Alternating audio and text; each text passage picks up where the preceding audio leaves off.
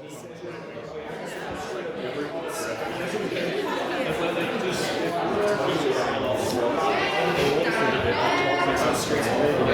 yeah? That was really good. Everyone was trying to think that was. He's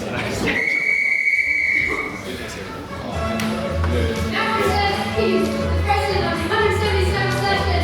Damn it to me!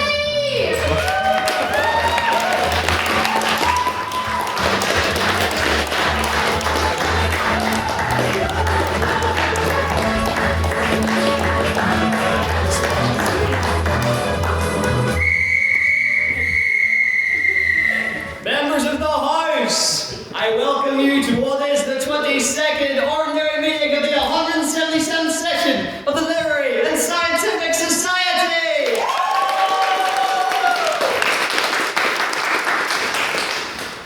Give me a second.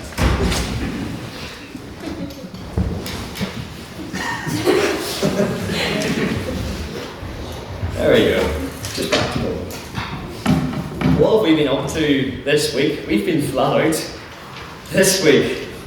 On Friday, myself and our events officer went over to Durham to watch a very exciting debate, make very strong connections, and provide our own perspectives on the motion "This House regrets the creation of the Northern Irish State."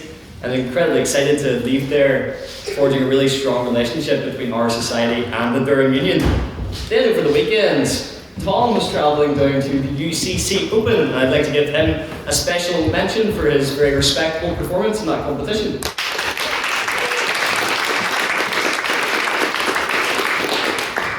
The same amount of time it would have took Tom to get the train from here to Cork is how long our annual general meeting lasted on Monday.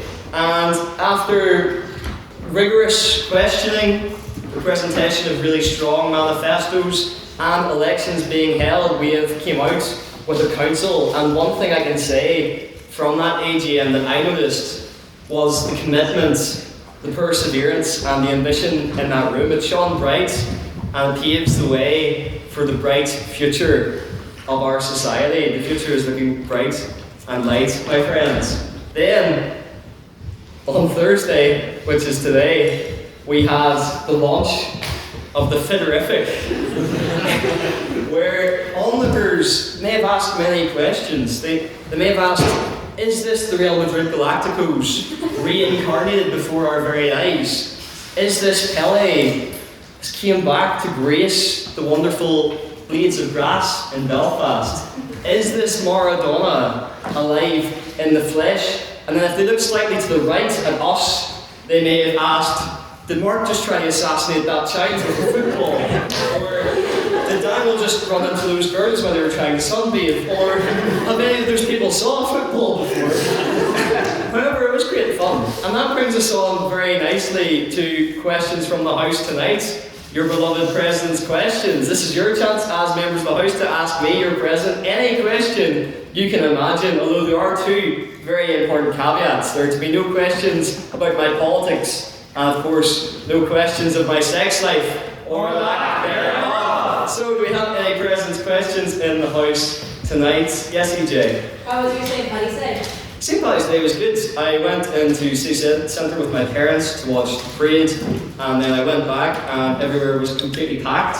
I bumped into Owen as well, and a few other terrific ones when I was in City Centre, and then we decided to just have a house party essentially at the end of the night, because I think it's the best way to go for Paddy's Day. Everywhere is just completely grand. But yeah, pretty good one all around.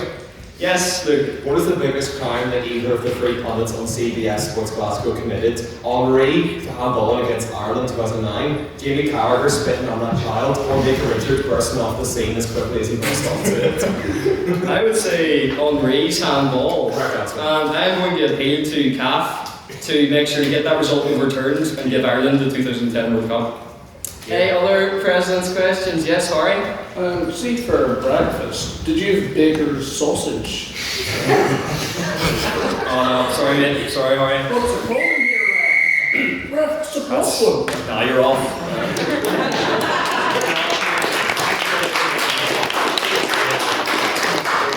I made it very clear, no questions about my sex life. However, when Becker did get it out, I must say, I laughed quite a lot. was short, so essentially the opposite of his minutes. President's questions. Yes, Mark. How do you respond to the allegations that you tried to cripple Owen with a slide tackle? Look, Owen should have knew better than to leave a loose ball with me in a 5-metre radius. So that was a risk he was willing to take. I won the ball. Yes, Akash. What do you think of Senegal being stripped of the AFCON title and it being given to Morocco? Yeah, I think it's ridiculous. It's really embarrassing for Morocco, who have already got up to a lot of shenanigans during the competition, like towel gates with the ball boys stealing the towels, and then the outrageous penalty decisions in the final, and then losing the final. So a 90 plus 2 month winner is something I've never saw before, but you know what? Crazy things have happened. Yes, Luke. Can we take that precedent and apply to the horrific debate so I can appeal and say that we actually won the Storm Mixer months later? Well, the Storm Mixer was this house would vote, and you were on the proposition. So by the opposition winning, you actually convinced people to vote for the opposition. So I think it's a win-win situation there, if you ask me. Any other President's questions? Yes, Emily? Mr. President, who is your favourite Liverpool player and why? Who's my currently or just in general? Any Liverpool player? Well, I mean, like Steven Gerrard's the obvious answer because he wore his heart on his sleeve and he was probably the best Liverpool player, inspired, of course, Istanbul. Current favourite Liverpool player who reminds me a bit of him is Dominic Szoboszlai, putting in an absolute shift and saving our season, essentially, especially against Galatasaray. He was an absolute unit. Any other President's questions? Yes, Lyra? After today, when does your international football career start? When's my international football career? For which nation? I mean, Mark said I could play for England. I'm not too sure about that. If I were to play for England, I could sabotage them. So that would be quite useful. Yeah, exactly. When's my international career going to start? I don't know. I might stick with Ballycally United for now, to be honest. Yes, Madam Vice President. What did you have for breakfast? So for breakfast this morning, I didn't have soup. I'll tell you that. For breakfast this morning, I had tea from a Globe. It was my World Cup, and then I also had a pig's bladder and a fruit-flavoured drink from McDade's, because after all, this debate is a football special. There we go, yes! Ella gets that one. It was a bit swilly, but anyway, we'll move on. Any other President's questions? Yes, Akash? Are we allowed to call for your resignation because you've compared Steven Gerrard to Dominic Szoboszlai? Szoboszlai reminds me of Steven Gerrard. Of course, one thing we can agree on, Cash, is they're both better than Paul Scholes. Any other President's questions? Yes, Rana? What's your favourite football meme? My favourite football meme? Oh, I think like just the concept of Jose Mourinho is a great football meme. Although sometimes maybe good, sometimes maybe, I can't say it, that's what they identified, is also up there. Any other President's questions? Yes, Luke? Do you know what this means? Do you know what this means? Yes. Respect. Any other President's questions? Yes, Ash? Who's the best football player of all time? The best football player of all time is Messi. Yeah, this is the fact. Yes, Henry? If you had to pick four members of the committee to comprise your five-side team, and if you lose the five-side tournament, you get shot. A bit drastic. I'm gonna choose you. Yeah, and I'm gonna choose myself as well, because the link-up play of Battalion Gardens was real. I'm gonna pick Ray, because I feel like she'd be a decent sweeper keeper. I don't know why. I think Beth would be unreal as well, so that's what, 4. So final player. Yeah, okay, for the chemistry, I'll pick Ella as well. There we go. I'll complete it. Any other President's questions? Yes, Alexander. Do you want a shot? Do I want to get shot? Yeah. Well, if I'm up against you after some of those slide tackles you were throwing, I fancy my chances. Any other President's questions? Going once. Going twice. Okay, well you've had to endure. Hold on. You've had to endure many puns tonight, so we're gonna move on to our private members' business. Yes, I know it's quite painful. Some of these puns I'm coming out with. Oh, hold on. There appears to be some stain on the podium. Let me just clean it here.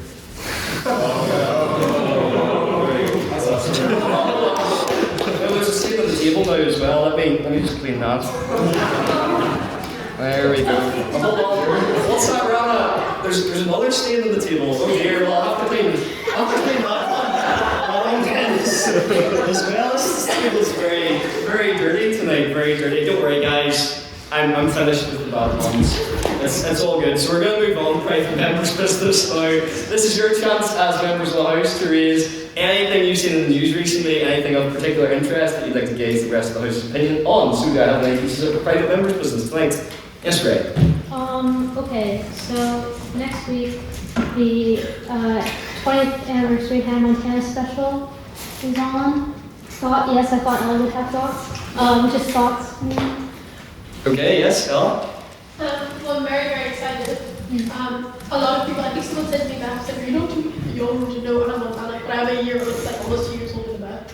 And my older siblings, Hannah Montana was me. I have the wig, I have the microphone, I live in 3 Hannah Montana, and Kremlin are having a Hannah Montana party. Yep, they are. And I am very excited to be attending if I'm enough fun. I'm kind of hashtag broke at the moment. I'm also sorry for the way I'm not going to contribute that much to this business, but there's my job. Fair enough. Yeah, Ray seems enthused about this Kremlin Hamilton night. Go on. Okay, if we go to the Hannah Montana theme night, will you dress up as Hannah Montana? Is it next Monday? Or when is it? It'll be next, it's next Tuesday. Oh, you know, what a shame. I think we might be doing Eats for the Dufferin that day. So I guess I can't make it. Oh dear. So the rest is Hannah Montana for the Dufferin. That'll be really underwhelming. We'll see. I'm capable of it. Yes, Beth. Well, I didn't watch Hannah Montana, but I have tried to go to themed nights in Belfast. Lies every single time. You will not be hearing a single Hannah Montana song in Kremlin. Trust. As someone who got catfished by the Pitbull Baba last year, it's not happening. That's 100% true. I remember I went to Filthy McNasty's for an ABBA night, and they only played 2 ABBA songs, and the rest were all techno. And it's actually where I met Bethany, so I let the owners of Filthy McNasty's know, and of course to stop anything like that from happening again, they demolished the place straight away. Any other thoughts on Hannah Montana? Yes, EJ? Hopefully they do pull through though, because I feel like themed nights recently have been going well. I recently went to the heated rivalry night in Limelight, and that was pretty accurate to say the least. Up to you guys on how that was accurate. But as someone who wears a blonde child with FA, I can't say bangs. Hannah Montana was an icon to me, and I can't take any slander on her name. That will be the most iconic night to ever happen, whether it's at Kremlin or in my own house alone. And of course, with that abbreviation in tonight's theme, I can only assume you're talking about Football Association bags there. Yes, Luke? Just on that point about heated rivalry, wouldn't it have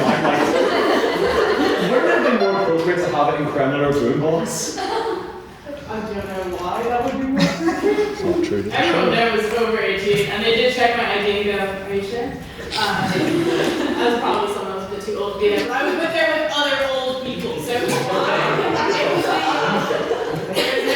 We stayed in our old elderly circle.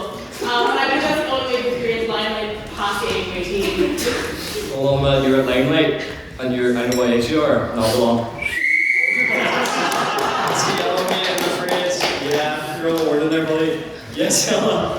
Does anyone have an opinion on what age is actually too old for Limelight? So I haven't gone at all in second year. But at our drunk things, I said to Henry, I was like, oh, you're going to be a phone. And it was a joke, but like, Henry acted like I was like Diddy 2.0.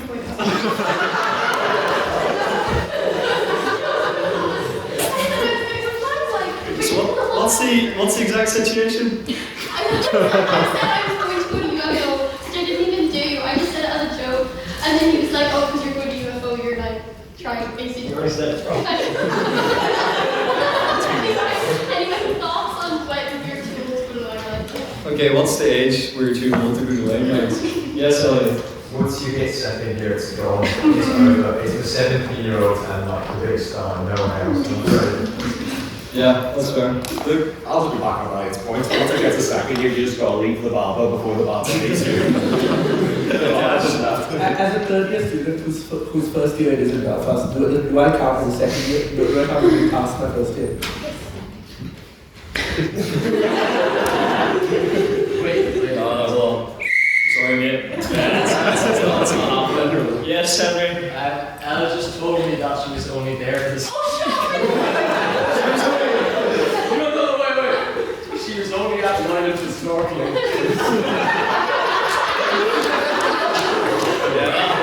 Ella, you're only on yellow. You're off me. You're gone. Yes, CJ, you're only yellow too. I want a genuine geriatric dinner. I don't think that you can go to these places that are deemed too young, so long as you stay within an old circle. If you go and you try to talk to anyone else that is there that is young, that's weird and Epstein-like. If you stay within your elderly circle, your little nursing home day out, then that's okay. As long as you don't interact with anyone and you stay in your geriatric corner, it's fine. Have you heard of spoons? It's a wonderful thing. Anything like that. My first old time going to the limelight was after the Lyrific karaoke night. All these first years, I'm like, Ash, you should come with us. And I felt like I was babysitting. Like, I was like going there, kind of like making sure that like Elizabeth would run off and stuff. I kind of like hold her back. So honestly, I was like to say I didn't know it was like that until I got there, and I was like, oh my god, like that. What did I put myself into? Please don't. Sorry, Ash, that's no excuse. Ignorance is no excuse, Ash. Okay? Yes, Rosetta. I was one of the first years here. I should lose my right to go out to limelight the second I Where is the justice? There's only so many clubs in Belfast, okay? And limelight is the most popular. I want to keep that. Oh, you'll learn when you try to go to freshers in second year. You'll see. You'll see. Yes, Mia. I just want to out that by the time that this point next year, I would be the same age, if not younger than Rose is currently, but it's still acceptable for Rose being now, but I would be younger than her at this time in second year. Interesting. Why is it uni age, not actual age, that determines that point then? No, well, I mean, Gash has already raised that point and eventually got on the card for him. So, do we have any thoughts back there? Yes, Rana? As someone who hates clubs, I'm gonna go on a tangent.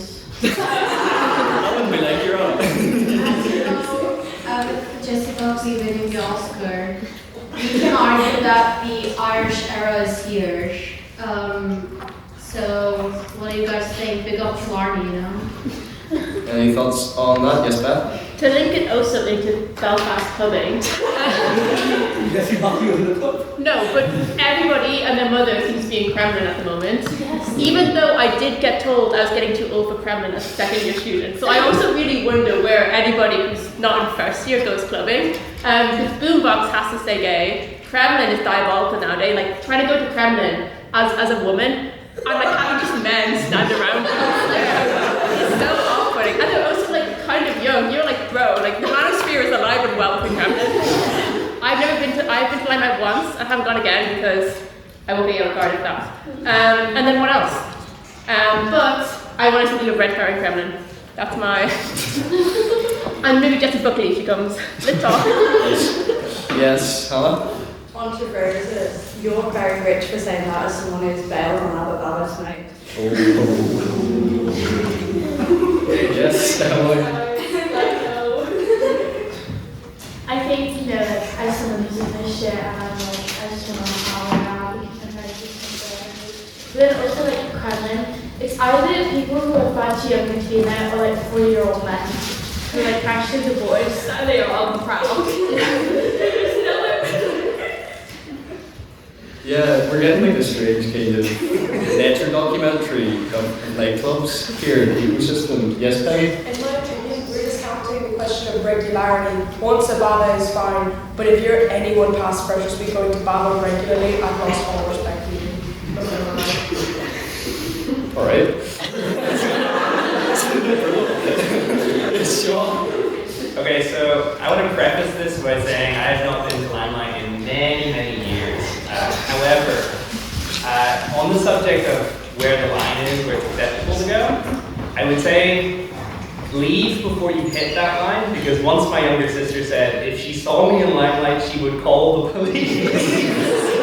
So there is a line somewhere, and you want to be out before you reach it.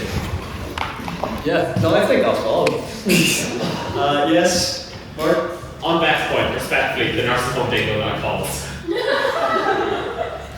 Alright. But I honestly don't see the issue here, because I've got some demographic change in the Kremlin that seems to be working in my favour, so you know. Thank you, Harry. Yes, Ellen? Oh, okay, so guys, when you do in the second year, then you get introduced to scam that is cathedral quarter. Because they're like, you're too old to go to Kremlin, you're too old to go to Limelight. So now you have to pay 11 quid for a double in Dirty Onion while you've been standing there freezing with a bunch of cold cheese dancing around you. And I have cold cheese, but I don't want that many in the one place. And it's like, it's horrible. And now, again, like, a cheeky baba should be allowed every once in a while. The music is so much better than anywhere else. And I promise I'm staying as far away from the freshers as physically possible. And I should not be forced to spend so much money on a night out. I'm so much more broke than I was in first year when everything was cheap. Okay, I'll take the last three on this. Rosa? Big favourite of second years going to Baba. Firstly, it's a big bolster to the local economy, okay?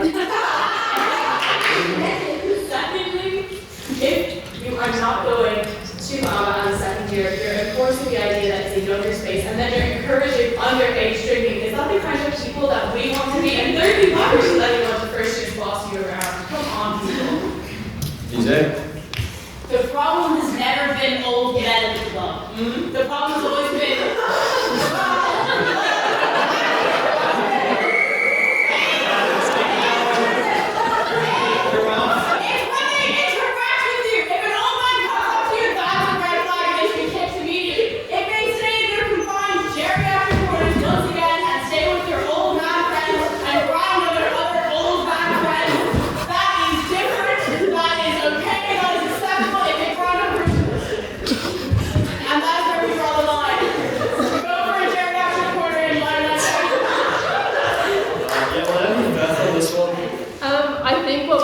Is that there's no spaces for people between the ages of 19/20 to 24, because I have a vague recollection of being in Dirty Onion on Paddy's Day. Only a vague one.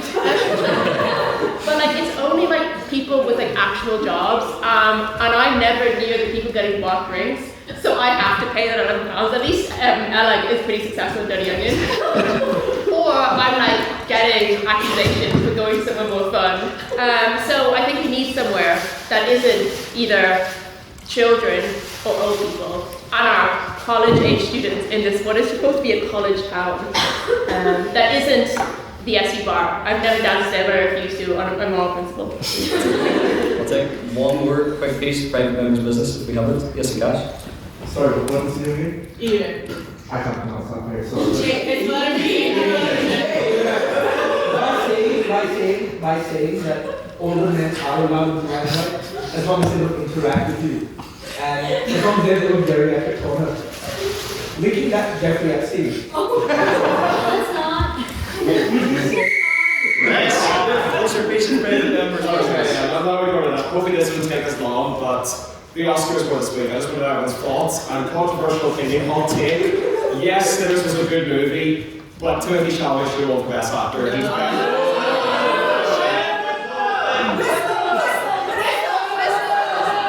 Well, how about this? No. Into the house. This house believes that Timothy Chalamet should have won an Oscar. Luke, do you want to second it? Well, yeah. Okay, all those in favour of Timothy Chalamet winning the Oscar, raise your hand right, please. Gary, don't do it. Wait, that's so dry,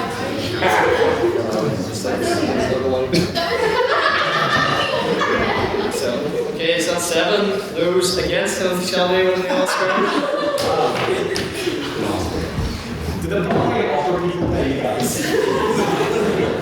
300 years, baby. 300 years. Were you also born in 1601? Okay, that's 33, and then finally, all those who wish to abstain. Okay, the motion falls.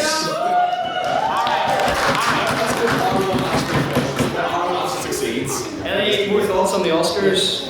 I'll take the last 3 hands. Yes, Ron? So,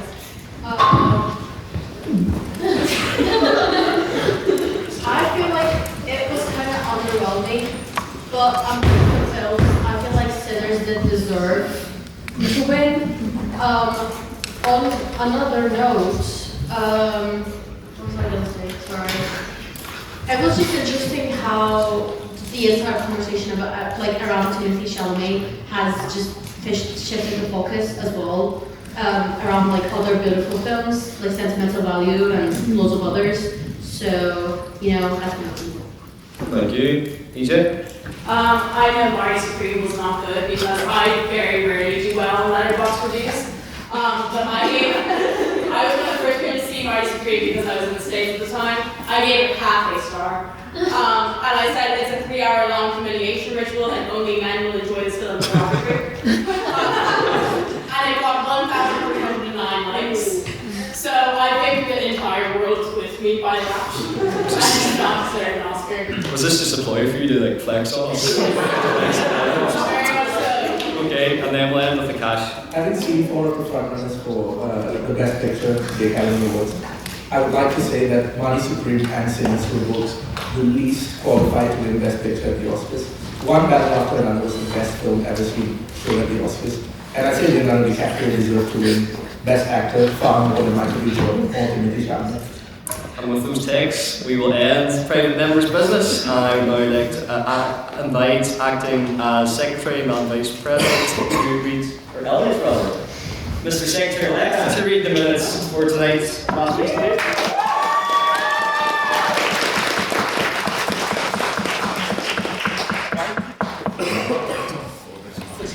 I found out I was doing the minutes a big 5 minutes ago, and I'm not reading all of what Baker wrote, so I've rejigged it in my notes app. I'm going to try not to violate all my manifesto promises. If I misrepresent your argument, don't blame me, blame Baker.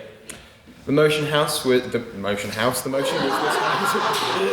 believes Irish culture is not a costume. President's questions were heard from Hugh Child, John of no listed surname, Mark of no name, Maeve of no surname, Ash of no name, and Ella of no surname. A hell of a lot of private members' business were heard, including the members' thoughts on the Strait of Hormuz, the Green Party, and Timothy Chalamet. American Josh, that's the name he used in the minutes, sorry Josh if you're here, I don't know your surname, talks about performative Irishness and performative in general denigrated their respective cultures. James talked about how Irish culture is useful for international relations and also my ancestors. EJ talks about how Irish culture doesn't need to be commodified, it can stand on its own 2 feet. She also talked about how rugby culture is performatively homosexual, which reminded me of some treasured memories. I'll let you decide if that's my addition or in Baker's minutes. Elliot says some nonsense that no one in their right mind should have listened to. Emily talked about how cultures are the true backbone of Irish culture, which God help us all. Ella talked about how performative Irishness at St. Patrick's Day preserves Irish culture and keeps it visible. Kian talked about how football players, harassed for a performative lack of Irishness. Irish identity isn't a concept, but a fight for camaraderie, which does sound great, but it also sounds like it might also be a concept. Beth Lynham said something that I vaguely recall as being a good argument, but it's been absolutely butchered by Baker's minutes, so I'll just say it included talking about GAA jerseys and a fake tan. Questions were asked by Ash, Maeve and Calvin Black and answered by various people who were on this table. Votes were 12 for prop, 28 for op and 12 abstentees, meaning the motion failed, I think. Can I read the minutes as taken? Can I take the minutes as read?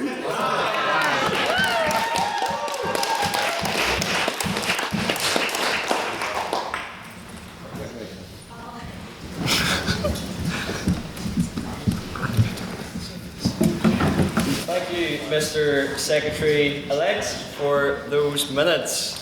And now the part you have all been waiting for, it is time to get on to our debate. But before we start our debate, we will conduct our vote on prior opinion.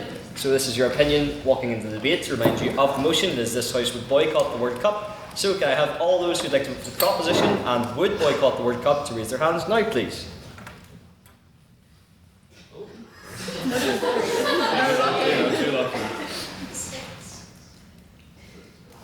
Okay.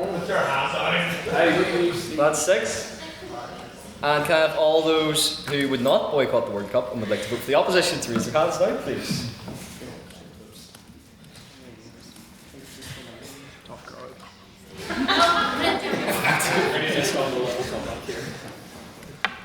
I definitely get that right. Yeah. Yes, I watch Yes, football. I watch football. I watch football. I know that. I know I know ball. I can tell from the rugby shirt. You know that. That's all I own. Yes, and finally, can I have all those who would like to abstain on the motion to raise their hands now, please?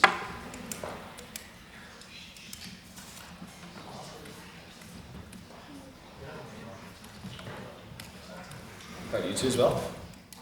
21. Yes. Madam Vice President, can I have the results from the vote on prior opinion, please? Yes, with 6 for the proposition, 30 for the opposition, and 21 abstentions, the opposition takes it and motion.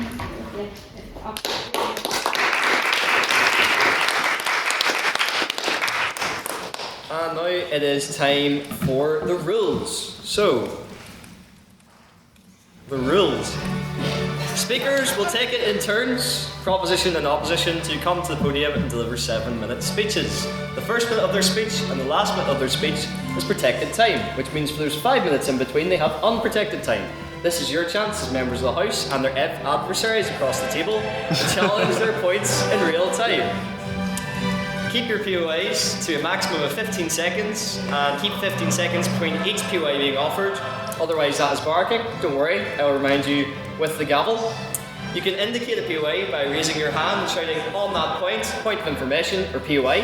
It is then the speaker's discretion as to whether they take your POI or reject it. We also have a rule on swearing, Madam Vice President. Yes, if you swear, you owe the House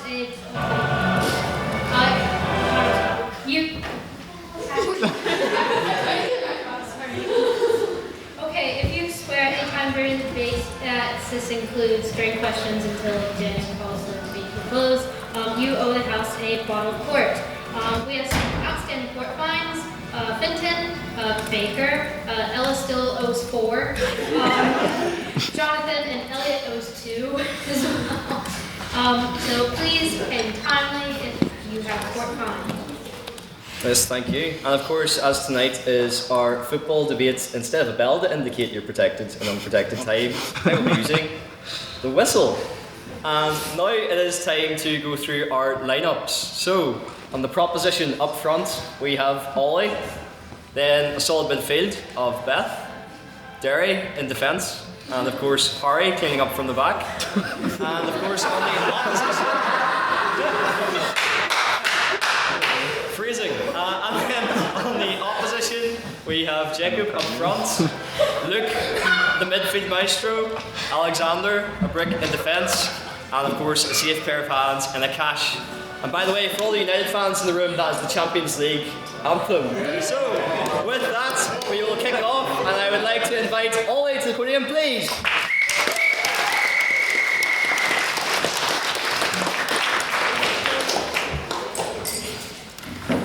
Mr. President, members of the opposition, fellow members of the proposition, and members of the House, let me start tonight with a harsh reality. Football has lost the plot. I know what you're thinking, who's this twink to tell me about football? Well, I grew up with football. Saturday mornings, rain or snow, with someone's dad pretending to be Jose Mourinho, shouting shit while I'm at the centre circle. That's what football means to me. Football should be working class, simple, fun. At its basis, it should be an escape from the dreariness of our lives. Football wasn't just a game, it was community. It was something that didn't care about your background, your income, or your postcode. You showed up, you played, you watched, you belonged. That sense of belonging is exactly what's being stripped away by modern football institutions. The football of FIFA is one steeped in classism, exclusivity, and pompousness. Much like the average literific member, the Football Association was a product of the English public school system and now pretends to be working class after being rejected from Oxbridge. But football wasn't just a game, it was community. Now don't get me wrong, I love watching rich, closeted men pretend to injure each other as much as the next guy. But World Cup football is not a sport of a local five-a-side pitch, but one akin to a billionaire meeting. No, a billionaire meeting with a ball involved somewhere. The billionaire financiers and owners behind the FIFA World Cup are not representative of the sport. They don't see it as a working class pastime, but a commodity to make their pockets and their egos bigger. Nothing is more evident of this than the price gauging of tickets. In 1982, my grandfather from Sandy Row spent £100 in modern day pounds for tickets to the semi-finals of the World Cup in Spain. Today, the same ticket would cost him £1,600, and nowadays that £100 ticket could barely buy him a Northern Ireland top. A once accessible escape from everyday life has transformed into an elitist exclusive club, only accessible to the highest earners in society. The average fans cannot afford these prices and have been left behind by the over-commercialisation of the sport. And I ask tonight, what is football without fan involvement? Football without the fans is nothing. Boycotting the World Cup would place the power back into the hands of who football should truly belong to. On that point? No, the many, not the few. And on an even more serious point, this house would boycott the World Cup because football is the most boring sport in the world to watch, second only to golf. If I wanted to watch something where nothing happens in 90 minutes, you would have seen me at Monday's AGM. With an average goal score of 2.69 per match compared to rugby's 38 points, the World Cup is summed up by the motto, nothing ever happens. I can remind the House that FIFA, or the Fédération Internationale de Football Association, combines the very worst of the world into one association, the English and the French. An English sport association convening in the enemy's capital of Paris to have an abomination of a love child. The very spread of football around the world is one steeped in British colonialism. The British and French empires used sports like football to oppress native peoples across Africa, the Middle East and Southeast Asia into their idea of a moral code. Arabic scholar Al-Aryan referred to football as an effort to transform colonised subjects into properly obedient individuals whose physical conditioning formed an integral part of colonial education programmes. And it takes no genius at all to see why FIFA is but an extension of its colonial past. It's looking at its founding members, France, Belgium and Spain, to name a few. The only good thing that I can think about the World Cup is that they do something unheard of here. They unify the north and the south of Ireland, in performing equally terribly in international football. And we can all agree that the more captivating, the more powerful sport to watch is ice hockey. And once Shane Hollander and Ilya Rozanov pivot from hockey to instead playing international football, and once we swap the dirty FIFA blood money and the corruption for homoerotic media, maybe, just maybe, I will be convinced to watch a football match. And until then, this house would boycott the World Cup. And that's all I have if anyone has POIs. Sorry, I'll take yours from earlier. Yeah, no, you're literally saying football's nothing about the fans, but boycotting literally removes the fans, so what's the point? Well, FIFA has removed the fans. Our entire point here is that they are excluding fans from being involved. I mean, like, everything to do with FIFA is about the money. It's not about the sport. It's not about the community that I talked about, of which I think football should be. So, you know, the only people who are removing fans from the sport is the football associations. It's not by boycotting. Boycotting is just an efficient way to put the power back into the hands of the fans who made the sport. Oh, thank you.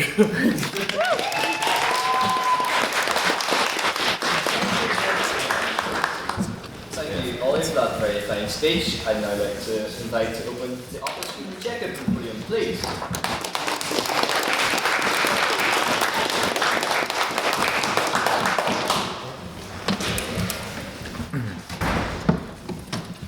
Well, good evening everyone. Every 4 years, the World Cup captures the attention of billions. It's more than a sporting event.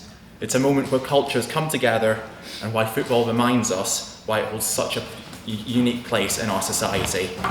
However, today, we are asked whether countries should boycott that tournament when it's hosted by a nation whose leadership we may disagree with. Now let's make something clear. Disagreeing with political leaders is not the issue. Many people, myself included, have deep concerns about Donald Trump and the direction of his politics. The real question is whether a boycott would actually achieve anything. Would it change government policy and create meaningful pressure? Or would it simply punish footballers and supporters while the powerful carry on exactly as before? Because when we move beyond the emotion of the argument and look at the reality of how power works in the world today, one thing becomes clear. Boycotting the World Cup may be a sound principle, but in practice it will not achieve anything. Let's be realistic. Do we truly believe Donald Trump will back down from his agenda because a few football teams stay home? Trump's administration will not be materially harmed. The oligarch class supporting him will not suffer, as they have no significant stake in FIFA's revenue streams. At most, it would be an embarrassment. And this is an administration that is not constrained by embarrassment. In fact, not yet. We all know that Trump would weaponise it. He would frame it as weak countries weaponising America, victimising America. He would use it to boost his own poll ratings. Just last week, with Iran threatening to withdraw from the World Cup, Trump has openly stated that he could not care less if Iran participates in the tournament. So if you think a handful of nations refusing to attend is going to dissuade Trump, then you've not really been paying attention to how he operates. And we've seen this before. In 1980, the US and much of the West boycotted the Olympics in protest to the Soviet invasion of Afghanistan. 4 years later, the Soviets retaliated, boycotting the '84 Olympics. And what did it achieve? The Soviets did not withdraw from Afghanistan until '89. 2 Olympic Games were diminished, and hundreds of athletes lost a once-in-a-lifetime chance to compete. The result was not meaningful political change, it was political theatre. So if those boycotts failed to change the course of global politics then, why would this one succeed now? Because the truth is, the brunt would not be borne by Trump. It would be borne by players who've trained their entire lives, fans who have saved for years, and small businesses relying on tourism. My own country, Scotland, has effectively boycotted the World Cup since 1998. Not by politics, but by failure to qualify. But when we finally return, why should players and supporters be denied that moment? Football plays a vital role in society, despite what the first speaker may say. For millions, it provides escapism and support for mental well-being. The World Cup, in particular, is one of the few events left, creating a genuine sense of global community. Football has even brought people together in the darkest moments of history. During the Christmas truce of 1914, soldiers laid down their weapons and kicked a ball across no man's land. On that point, Yeah. there's a lot of historical record that isn't necessarily accurate. So it was largely a game played by British soldiers on one side of the trenches, and it wasn't a proper cross game between British and German soldiers. Yeah. Well, that may be true, but people still laid down their weapons. It still brought people together in a moment of hardship, and that's what football does best. And turning every one of those tournaments that we now have into a geopolitical background does risk eroding one of the few global communal experiences that we have left. And in the UK, we're hearing calls for a boycott from people in high positions, MPs and Prince William himself saying he's unsure about attending. The hypocrisy is quite striking. If you think about the fact that we get a lot of our money from America, that they own most of our banks, that the royal family have relationships with America, both sporting and charity, Prince William isn't happy coming to the tournament, yet his father takes charitable donations from the US and invites Trump for a second state visit.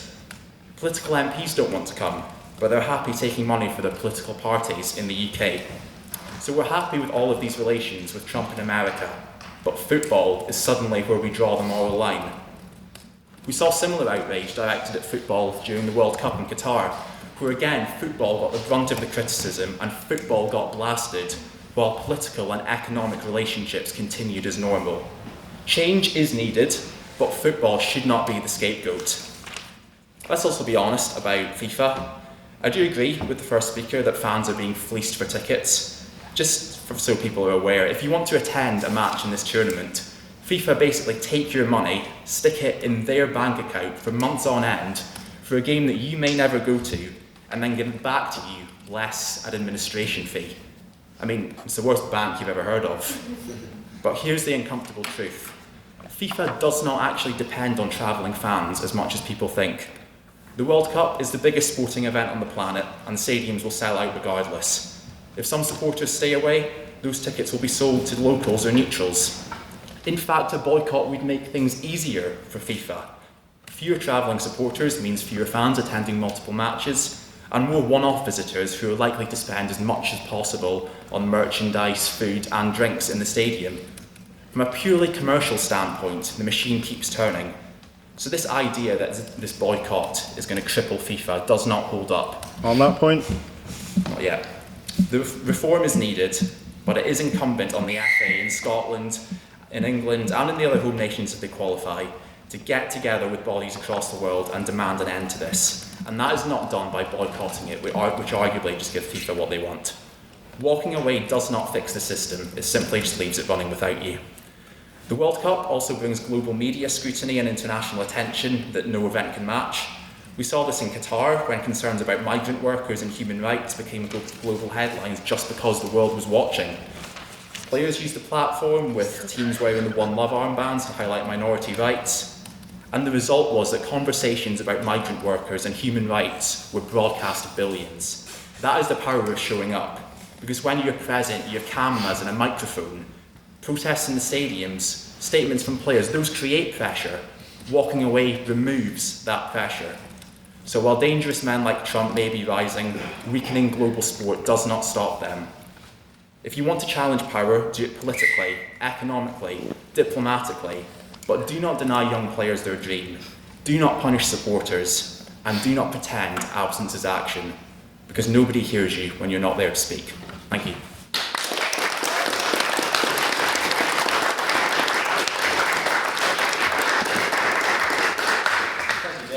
Very fine speech. I would like to invite second the proposition Beth to the podium, please.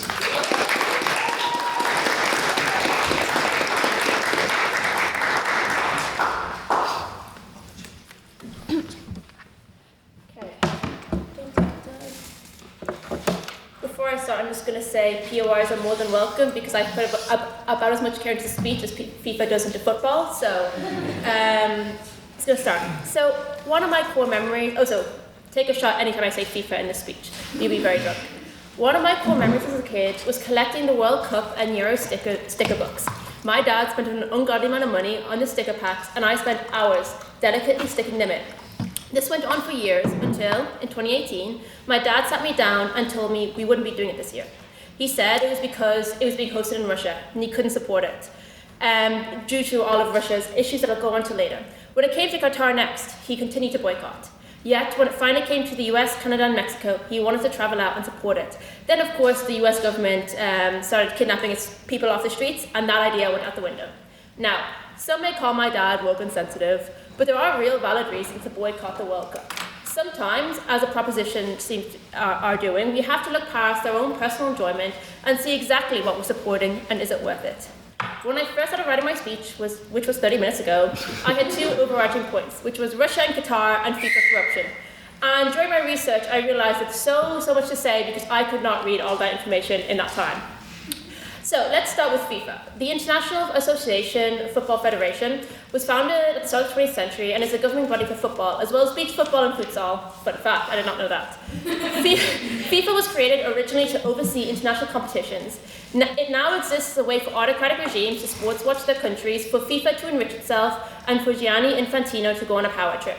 They've described for decades as a mafia-like family, which has a decades-long tradition of bribes, bungs, and corruptions.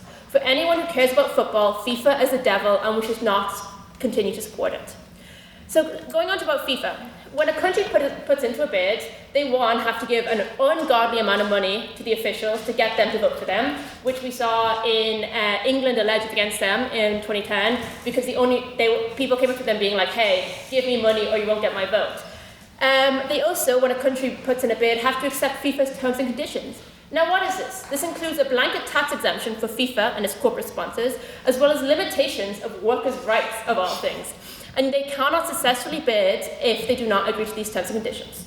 Now, hosting the World Cup is obviously incredibly expensive, costing billions. And these people see very little return on investment because all the money is funneled out of the country into FIFA's pockets. So So how can we as a people, and as it's a sport that's been so integral into especially the working class culture, support such a capitalistic scheme that's designed not to play football, but to suck all the money and enjoyment out of it? Now, yes. What about the workers and, you know, people who go into building the stadiums and the businesses? Oh, let's get into that. Let's get into the businesses with all the millions of fans coming from all over the world, you know, how much money that they would be losing out on because of the gains that they would make from tourism? Well, that's an interesting thing because these only happen for 2 weeks, for a month, once in a lifetime. There's so many other events that a country could host that have less ethical concerns, especially because, some businesses will get this. Now, we're seeing is that most countries that now are getting this are not countries with all small businesses, they're autocratic regimes that only exist to make themselves look better. But getting into Russia had a massive issue with corruption in the voting process. It also had a massive issue with, as Russia's favorite thing to do is, drugging and using performance-enhancing drugs to the point that the FIFA could not trust Russia to carry out anti-doping within the country. It also raised massive concerns about the insane amount of racism that happened, and for years beforehand, they were concerned to the point that they almost took it away from Russia. There was also an issue in Russia with the visas. They loosened visa restrictions to let fans come. Now, did they come?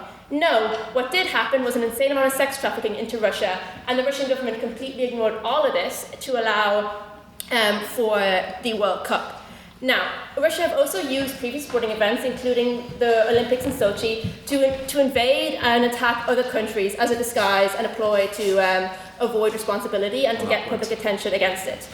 They've also, and this brings into Qatar, been accused of using migrant workers in the building of the things, which has led to, in Russia, a couple dozen dying, into Qatar, thousands dying for it. So I don't see why we should be like, workers will get money. No, Russia was accused of not paying their workers, so was Qatar.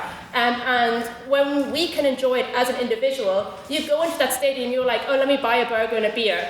And you're standing on a ground that has had people die for it. And how is your own personal enjoyment of the sport worth the lives that have been lost on these things? How can you look past your own kind of, it brings the world together, and it's like, not always, especially in the countries that they're going to now. Like Qatar's had it, and Saudi Arabia will have it in the future, where LGBTQ rights are a threat. Russia has a massive racism problem, and women's rights are a massive thing.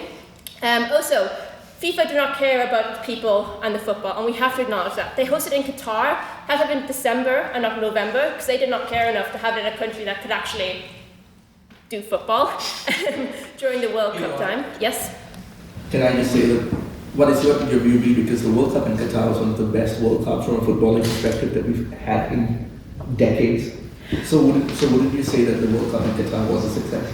Not really, because if that success has to come at the lives of thousands of migrant workers, if that has to come at the danger of football fans who are not the straightest or whitest in the world, then we get into a massive issue. Because I think to prioritize it, also we're acting like this is the only competition in the entire world. Like, sorry, there's a 1,000,001 footballing events all around the time. The Euros are great. AFCON is fantastic. No, it's fun. It's enjoyable to watch. World Cup is boring sometimes, and look, it brings people together. I'm in a sport notorious for hooliganism, and an event that bolsters tensions between countries. I don't care about England most of the time, but God, if they get successful in the World Cup, it brings a rage in me. They cannot. It does not unite the world. We all start fighting each other based on nonsense like the thing. And to end that on to a boycott. People are like, the boycott isn't effective. But it's not always about the entire boycott. It's also about you as an individual.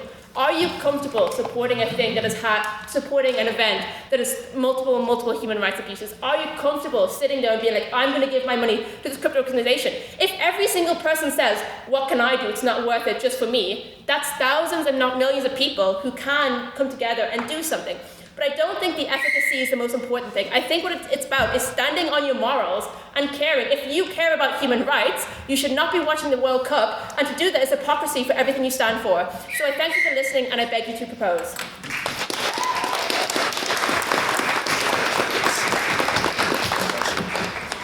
Thank you, Beth, for that very fine speech. I would now like to invite second the opposition. Look to the podium, please.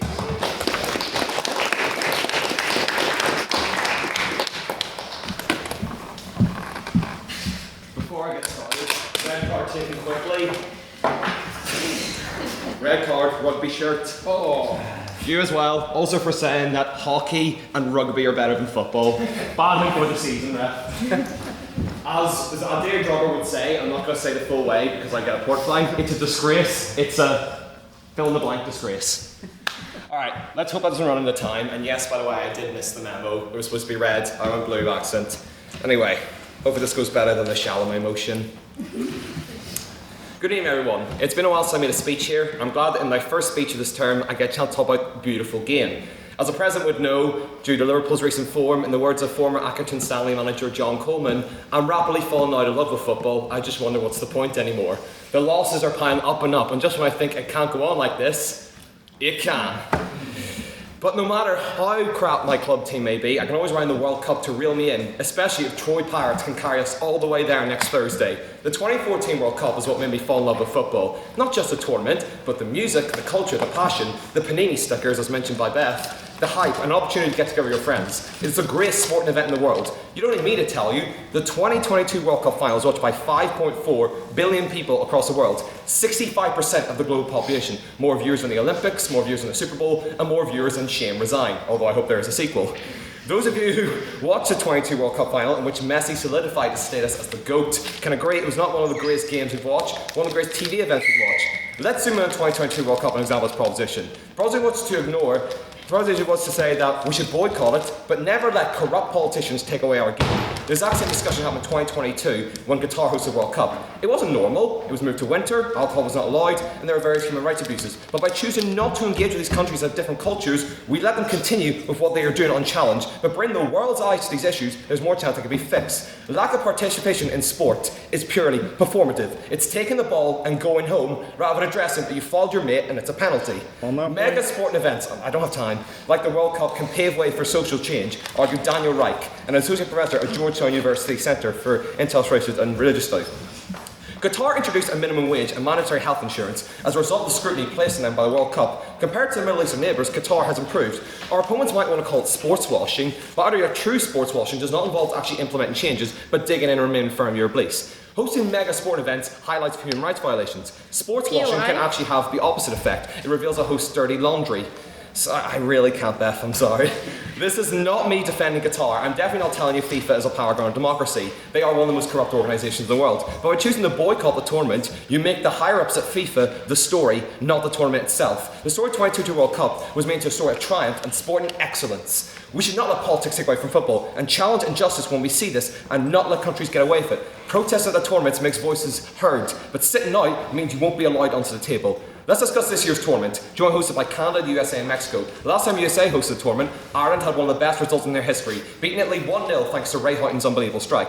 I will not hide my disdain for the USA, or the racist, incompetent paedophile in charge of it. Due to Trump administration policies, the cost of living has gone up and has made people afraid to leave their homes. There's fears the midterms can get cancelled. This is why even mentioning the war with Iran and Greenland, Venezuela and Cuba. Mexico obviously is in complete anarchy since the death of El Mencho, and Canada, we love Mark Carney, they did nothing wrong. In fact, therein lies the point. Should we really punish the actions of one of the hosts on another host, finally excited to host a massive sporting tournament, only to be upset by their noisy neighbours? The actions of one country letting the tournament not happen should not be allowed. Would it have an effect boycotting? No, it will not move Trump, as despite his various meetings with footballers such as Messi and Ronaldo, he cares less about football than he does consent.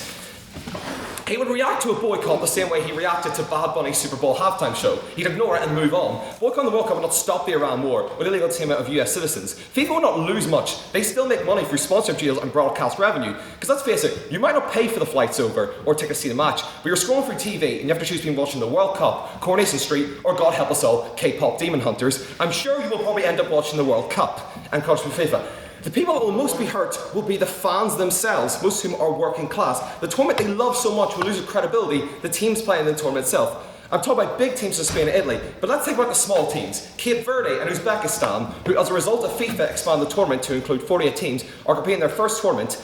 Are we seriously suggesting the actions of a host team should take away the opportunity of passionate fans from countries that have not been represented in football on the world stage? The World Cup gives a voice to those people from underdeveloped and overlooked nations for the world to see them compete and show their passion for the beautiful game. Do not let these opportunities be taken away. Imagine looking in the players' faces and tell them that because Trump has decided to bomb Iran, they are not allowed to compete in the tournament which they prepared 4 years of their life for.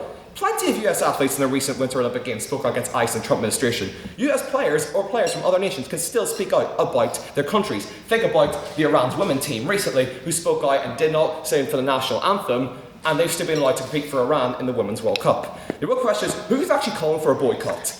Sepp Blatter, the former president of FIFA, one of the most corrupt individuals in football, a man who was bribed by Qatar officials to let him host the World Cup. He's not the hero calling for a boycott to protect marginalised voices. He's the ex telling every other woman to not date you so none of them will ever speak to you.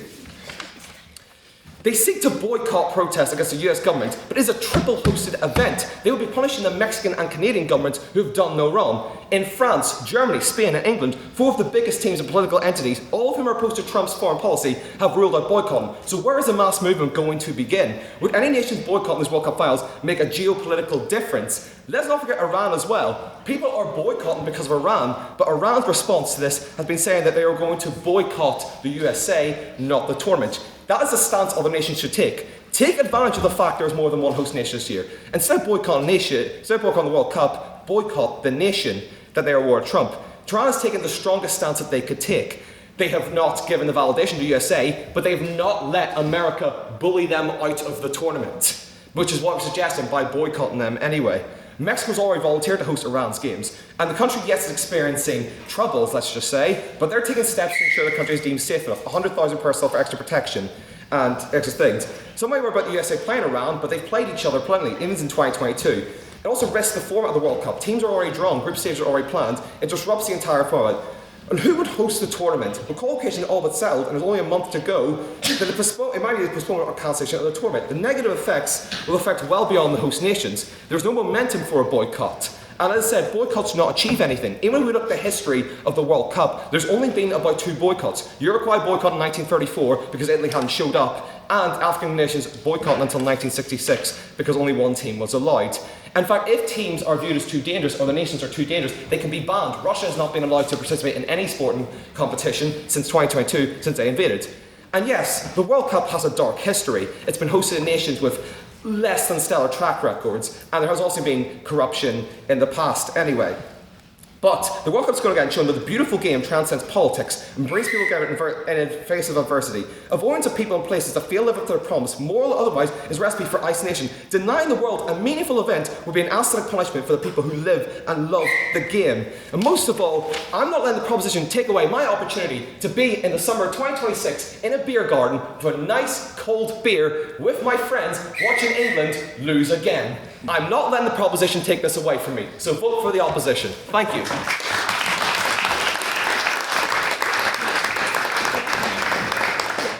you for that very fine speech. I would like to invite third proposition Derry to the podium, please.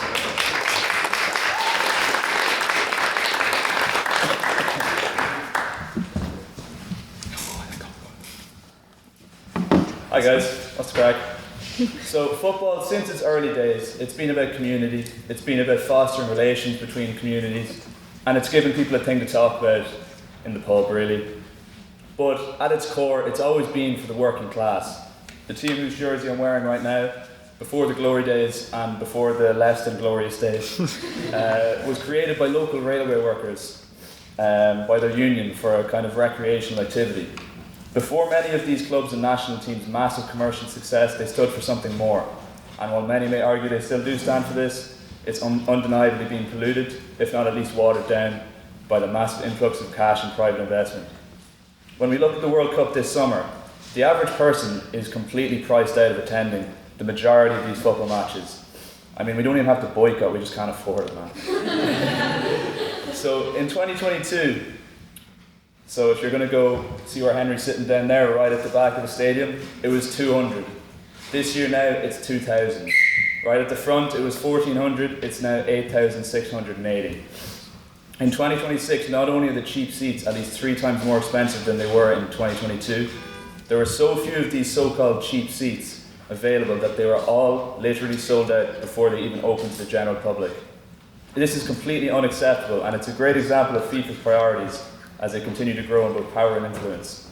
Now, to say that football, or sport in general, is not political, or to attempt to separate football from politics just simply cannot be done. Throughout its history, football has been linked to politics. from, as I said, English clubs being created by workers' unions, or the 1969 war between El Salvador and Honduras being sparked by riots before a World Cup qualifier between the two countries. Mussolini was a great example of this, as he and his party micromanaged the Italian national team and attempted to use it as a vehicle for their propaganda. The Italian team were even told to play in a way which represented Italy's values, which I think we can agree at the time they were fairly cooked. I ask now, would it be wrong for me to boycott the Italian national team's games during this time? And I sincerely hope the answer to that question is no. Boycotting, while not perfect, is one of the few ways we can use to voice our opinions or disillusionment with the state of something. When the entire competition in recent years has been built on the poor treatment and death of migrant workers, alongside racism and unfair treatment of women, I believe it is more than fair to say we should boycott this competition. These human rights abuses, which were spoken about by previous speakers on the prop, would simply not exist without the World Cup. Today, but I'll also mention the solutions would not have existed without the World Cup. Minimum wage and health insurance is now in place in Qatar because of the World Cup. I'm sure the dead workers would be delighted with that.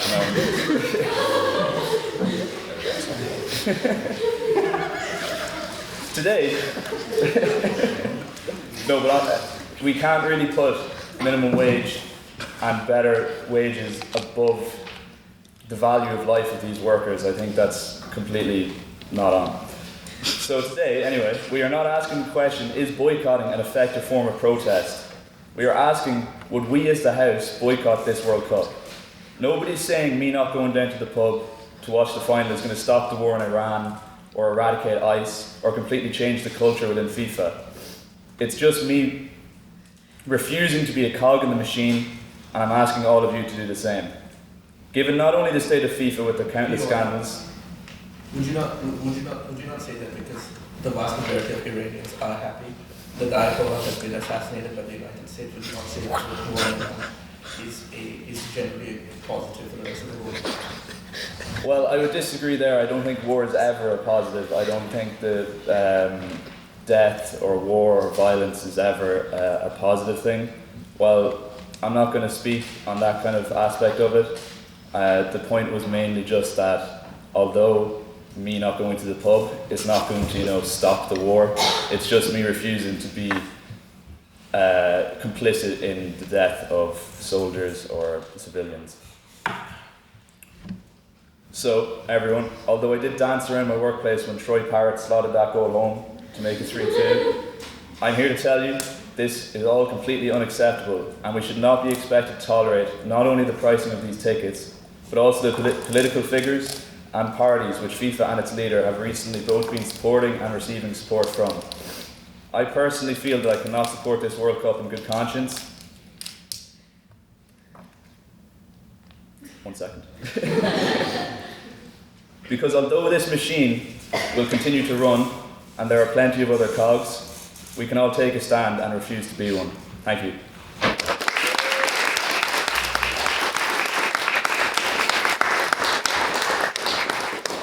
Thank you, Gary, for that very fine speech. I'm now like to invite third from the opposition, Alexander, to the podium, please.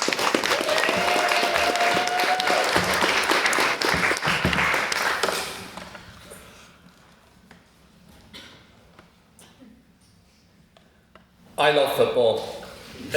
Can't even state it enough. And whether it be Euros, World Cup, local teams, I will admit I'm not actually a Nepalese fan. You might be surprised to hear, but I love it so much. And next week, as a Northern Ireland fan, I will be delighted to watch the Green and White Army take on Italy. Now, I'll admit I don't have much faith.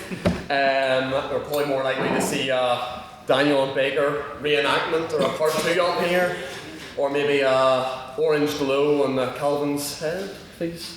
What? Sorry.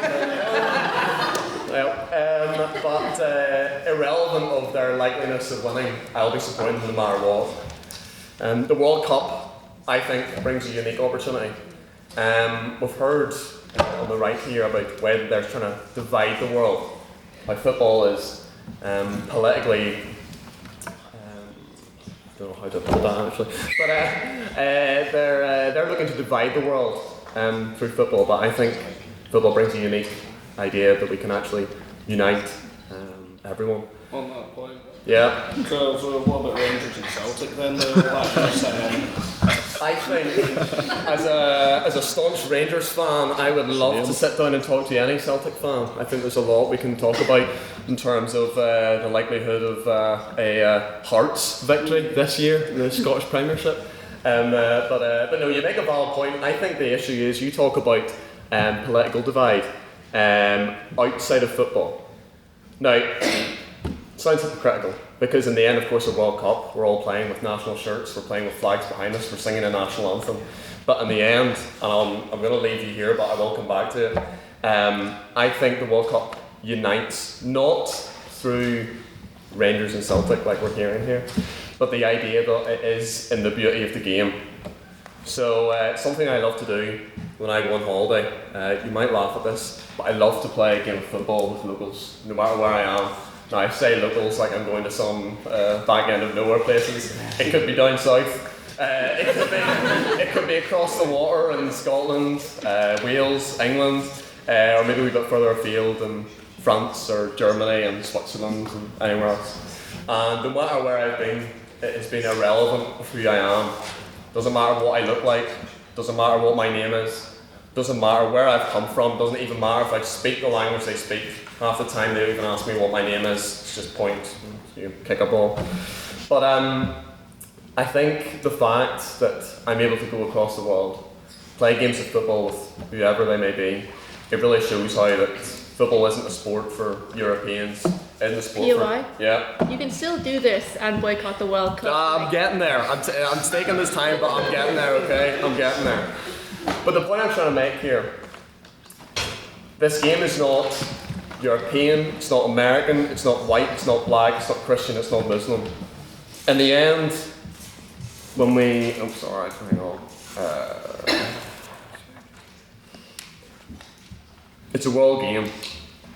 And what the World Cup gives is a stage for anyone across the world a chance of being on said world stage.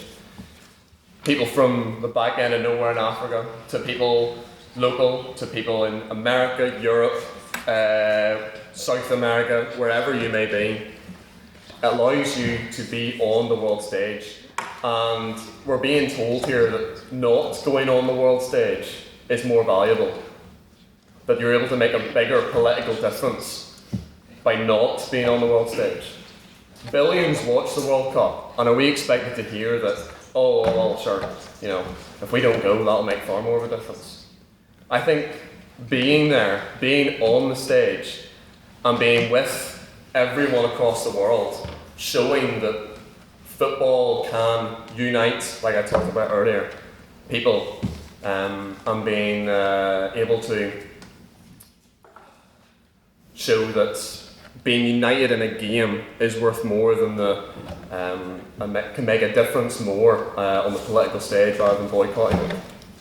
On that point? Yeah. Oh, I know. I heard you already. Yeah. So about sports more broadly, say the 1936 Berlin Olympics. Okay. Yeah. Would you going to that Olympics as a sort of form of unity? What does that do for the people living under Nazi Germany at the time? Well, it doesn't really do anything. It doesn't, but if you don't mind me saying, I'm not going to go back and forth here, but are you suggesting that if you don't go to that Olympics, that's going to make a political change in Germany? Yeah. I don't see, yeah, sorry, but I don't see how, even obviously it's a bit more of an extreme example, but it's fair enough. I don't see not going to an Olympics like that would ever make any difference, and I see it here as well. I think in the example when if it's that Olympics or whether it's this World Cup, being in front of billions of eyes is far more valuable, yeah. Because football is so meaningful for so many people, if they choose to not attend, does that not send a message that what's happening is absolutely not to be tolerated because it means so much to them? I think it maybe would for some, but I'm going to be honest, if I woke up the day before the World Cup to hear, oh, Denmark's not going, I couldn't care less. I'm going to be honest, I mean, in the end, look, I just wouldn't care. I think if you were Danish, or if Northern Ireland ever made it there, and Northern Ireland said no, I'd maybe have some political difference to it. But no, I don't think it would make a big enough change.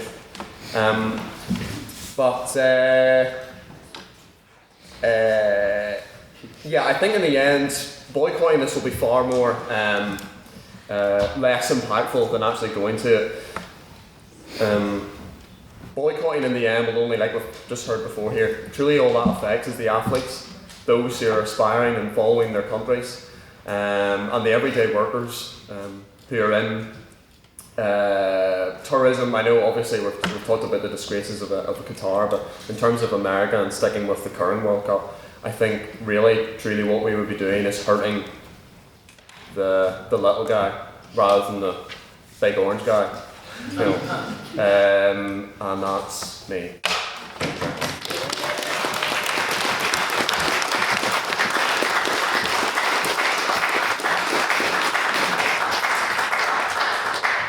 Thank you, Alexander, for that very fine debut speech. And finally, to close the case for the proposition, I would like to invite Ari to the podium, please.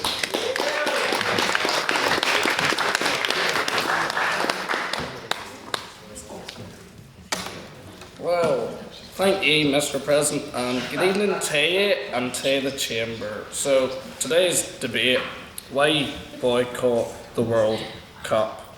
I was in Africa during the African Cup of Nations, and it's about the people. It's always about the people. Is there any chance a video can come out? If not, I'm not bothered, don't be worrying. But I want to show you an example. It's not about the stadium. It's about the people. Once this video comes up. No, don't worry, it does end time for my speech because it's quite short, so it works. It works well, plus I've got a cold in my throat. Hey, cheapers, like it's... Been allocated an extra minute. Oh, good lad, that's it. I appreciate that. So there we are, this is on YouTube, Harry SJ Travel, folks.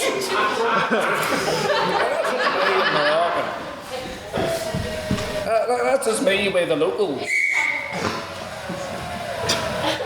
You know, that is what it's all about, not the stadium.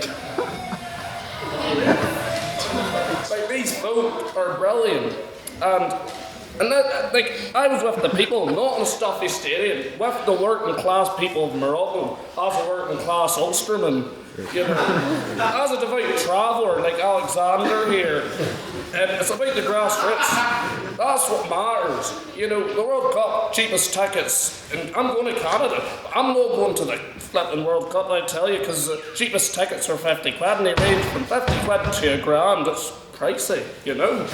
And, you know, that was saying about giving me a red card. Rugby's better, alright? Like, for goodness sake, up the Springboks, you know. Alexander, a fellow Korean grammar alumni like myself, you know, focused on football, but not the issues with FIFA. I love it. Well, I don't really like football, but I like the atmosphere of it, you know, so that's the thing, you know. So my life's based on lucky coincidences. There was me in Morocco. I didn't even realise Africa Cup of Nations was going on. But, you know, that's great. And then I'm going to Canada, and I booked it coincidentally during all this that's going on over there. So, you know, it's about the people. I'm saying that so many times, gosh, but like, this is what I mean. It's great when you're in life and there's coincidences like that, and you don't have to go into the stadium, but you can go into pubs and have a drink. I'd rather spend my money having a drink and a wee fag here and there, you know, just enjoying it, you know, with the people. No, I'll pass there, hey. I'm watching it in pubs with the working class people, like a true Northamptoner, with the working class people, you know. No better atmosphere, immersing in the culture, you know. All FIFA care about its profit, whereas rugby, they care about the people, like me and all yous here, you know. So up the Springboks, why up the Springboks? So in 1995, and I might be going to South Africa, God willing, in July, we'll see if I have the money. Divide it, post-apartheid South Africa. Master Mandela pushed for reconciliation. It wasn't possible without the fans of the Springboks and their team. The team motivated to show Africa at its best and defeated the All Blacks and won the cup for the Rainbow Nation. Singing Nikosi Sikalele Africa Uti Blau van onze hemel Uti Dip van onze. Meaning, united we stand up the Springboks, up the Bockies. So yeah, FIFA, are they united? Are they united? No, they're not. They don't care about you. All they care about is their pockets. The price of FIFA games. No wonder the game companies gave up on it. It's like EA Sports or whatever it is now, you know. On that point. I go ahead. I think FIFA separate from EA probably as well to FIFA because EA is the most evil organisation ever. Yeah, well, I'll tell you what, my perception of it, like EA gave up on FIFA, so your narrative doesn't matter to me. Also, oh yeah, I already said I was going to Africa, so if anyone gives me advice when I'm going to Canada, you know, with all this football going on, where to avoid, you know, because I don't want to get near any of the stadiums, you know, so any other POIs before I finish off? Anyone? I go on, Come here and all the drink and stuff. Just have a pint and a flag in the stadium. What's wrong with that? Oh, in the stadium, You see, that's a problem because stadiums, they're usually out of the way, you know, you can watch it, like, they're out in the outskirts of cities, you know, that's too much hassle for me to get a taxi or a bus. I'd rather just get in the city centre from a hotel, 5-minute walk, into the pub with the people, you know, working class man with the people. You know what, I'll finish off here, a little bit Ulster Scots when I finish, you know. And thank you, friends, for listening to me yarns, you know. I just talk the biggest load of nonsense, hey, but hey, I'm here, I love it, I love the rhetoric. Oh, why?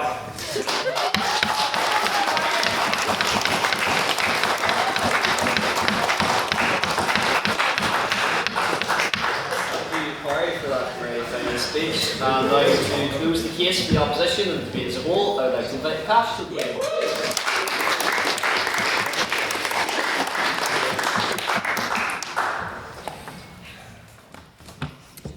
Quite frankly, after that last speech, I think I should just forfeit my time if I'm being very honest. I'd just like to preface this by saying that anything I say in this speech does not necessarily reflect my views. Because there's going to be a lot of controversial stuff being said, so I don't want to like get beaten up in the street after this. But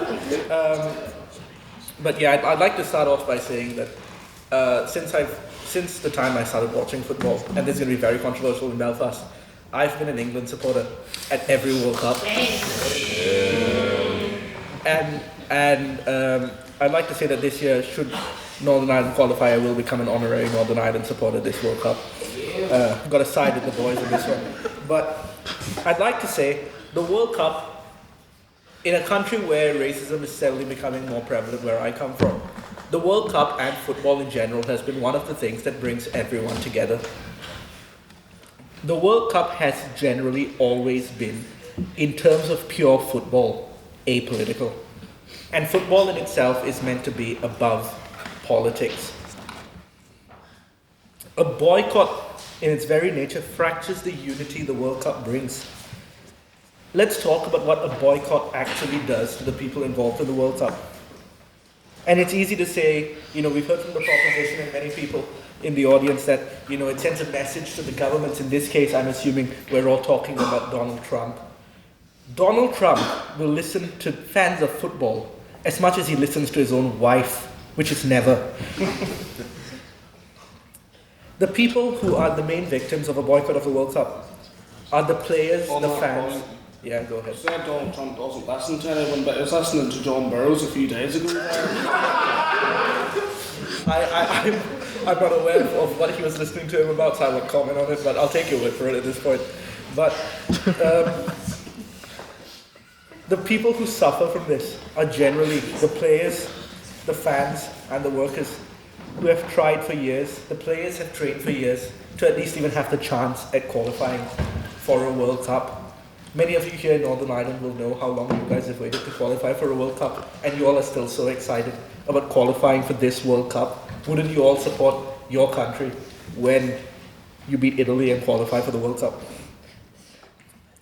Secondly, I'd like to say a young footballer from a nation that not many people know, my friend here, Luke, he brought up Uzbekistan and Cape Verde. They have never qualified for a World Cup ever. And for them, it's not a political statement to play in the World Cup. It's not the condoning of a certain action by any politician to play in the World Cup. It's the fulfillment of a dream. And would you take a dream from the little boy who wanted to play football?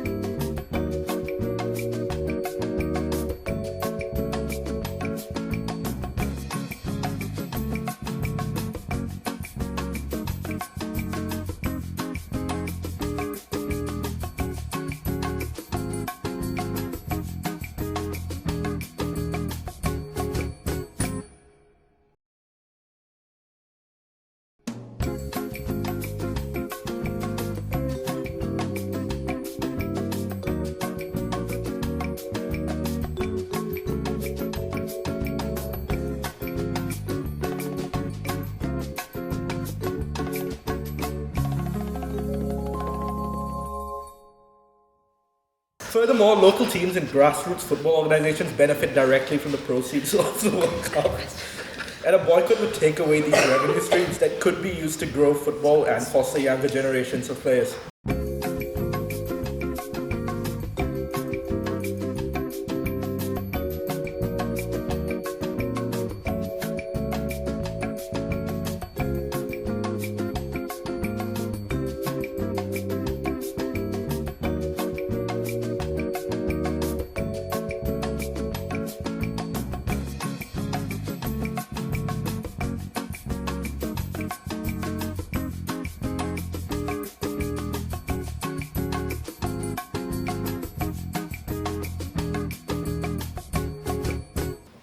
Many people save a lifetime to pay for a flight and tickets to go see a World Cup. I know a guy who literally his dream was to go see the World Cup final, and he paid £20,000 out of his own pocket to go watch the Qatar World Cup final.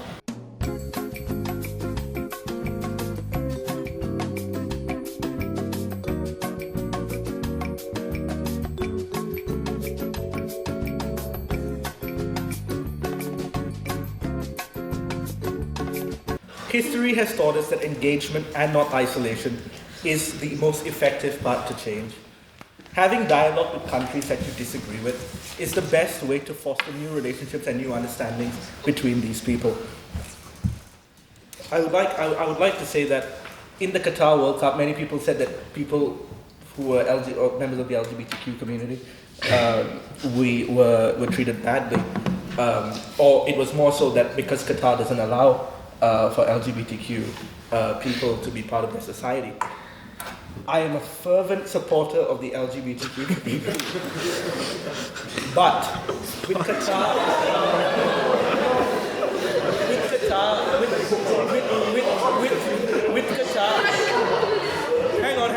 with Qatar being a Muslim country, being gay or being transgender is against the religion of the country hosting the World Cup. And while I disagree with their stance on the LGBTQ community, it is their religious belief and therefore should be respected, even though you may not agree with it. And this should furthermore, the banning of these types of beliefs and attitudes should be used as a pathway to communicate and to move forward with progressive ideas between countries that do not necessarily agree with you.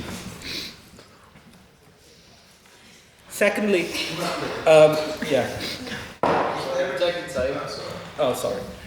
Beth brought up that would let the football countries host the World Cup. Then that would also negate the point of it being a World Cup if you just let the same few countries, host the World Cup every year. Sport has always existed as a bridge between divides, and during times of conflict and tension between peoples or between countries, it has been the best way to show collaboration on an international scale, and should be something that we should be encouraging, not undermining. Like I said, these views are not my own, definitely not my own. Thank you. Thank everyone.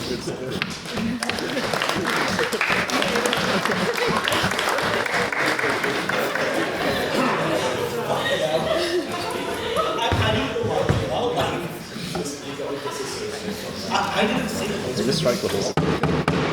Thank you, Cash, for that very fine speech, and to all of our speakers for a wonderful debate. But the debate is not quite over yet, and you're not quite out of the woods, or rather have hit the woodworkers yet, as we go into extra time with our questions for the proposition and the opposition. This is your chance as members of the House to interrogate some of the points that you've heard here tonight. So, first of all, do I have a question for the proposition, please? Yes, Owen. I think with most of the speakers, I kind of got the point, the gist. The final speaker. Oh, hi. Could you just outline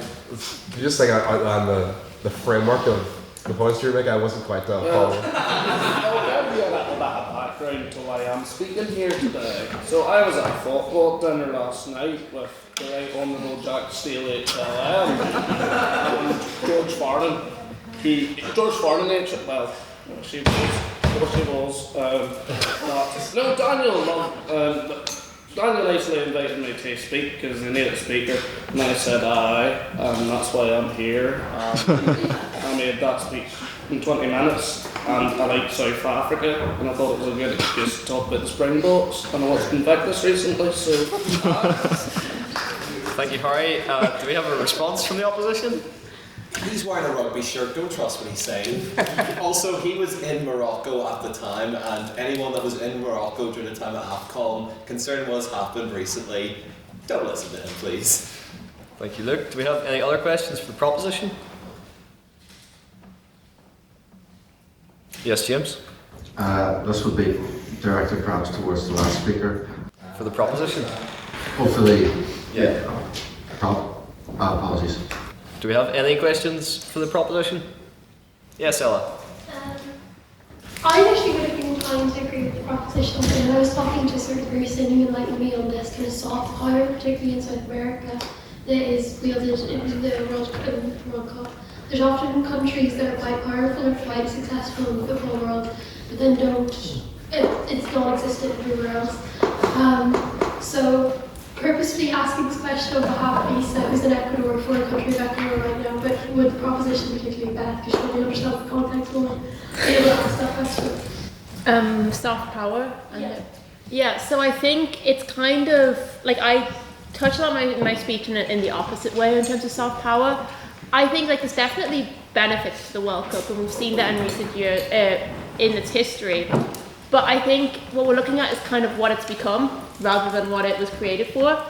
And it was a really great idea, but now we're not seeing like, you know, the South American countries really like, outside of South American countries that have soft powers in other ways, so in terms of like Brazil and Argentina, which they can also get from the clubs system because they have a lot of really successful players.